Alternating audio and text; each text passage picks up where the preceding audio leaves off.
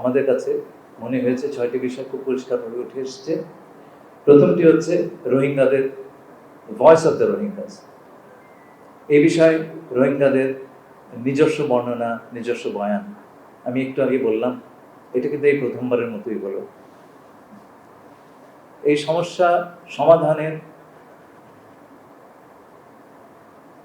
মুখ্য ভূমিকা পালন রোহিঙ্গাদের করার প্রয়োজন, কিন্তু তারা এক ফোরামে অনেকদিন আসতে পারেননি।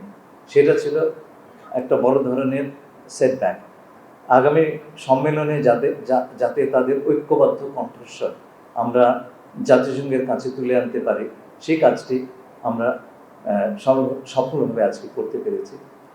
দ্বিতীয় বিষয়টি হচ্ছে রিপ্যাট্রিয়েশন বা প্রত্যাবাসন।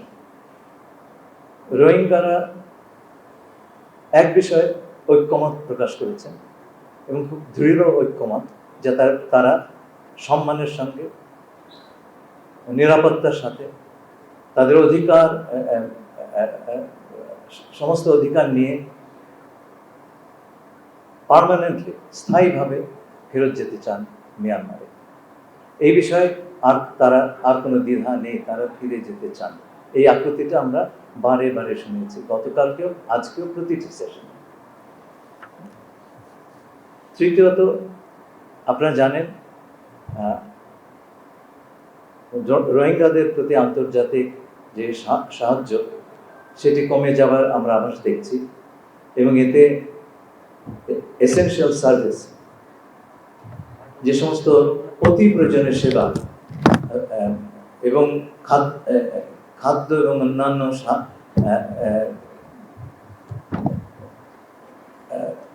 খাদ্য, ঔষধ, শিক্ষা ইত্যাদি অতীব প্রয়োজনীয় যে সেবা, সেগুলো দেওয়ার ব্যাপারে একটা অনিশ্চয়তার সৃষ্টি হয়েছে। এই আজকের ডায়ালগে সকল পার্টিসিপেন্ট এই বিষয়টা আলোকপাত করেছেন। সবাই পর্যাপ্ত সহায়তা যাতে রোহিঙ্গারা পান, সেই বিষয়ে বিশ্বের কাছে আবেদন করেছেন। ওদের স্বপ্ন পূরণে পাশে থাকতে পেরে আমরা গর্বিত। চতুর্থ একটি বিষয় যেটা অত্যন্ত প্রয়োজনীয় এই সমস্যার সমাধানের জন্য, সেটা হচ্ছে বিভিন্ন পক্ষের ভিতরে আলোচনা। এই বিষয়টি এবার বেশ ভালোভাবে সামনে এসেছে।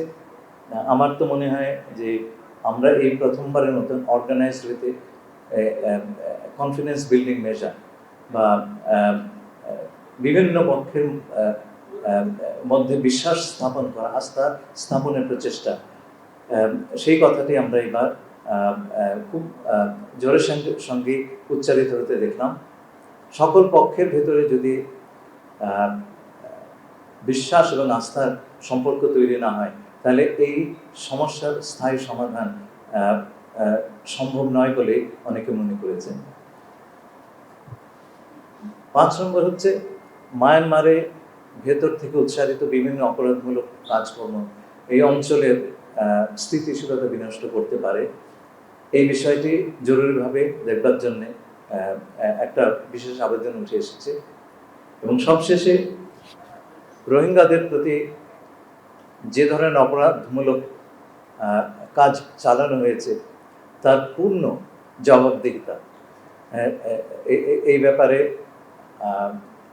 আমরা একটা বিশেষ সেশন আমরা অ্যালোকেট করেছিলাম, এবং সকলেই দায়িত্বহীনভাবে বলেছেন জবাবদিহিতার কোনো বিকল্প নাই।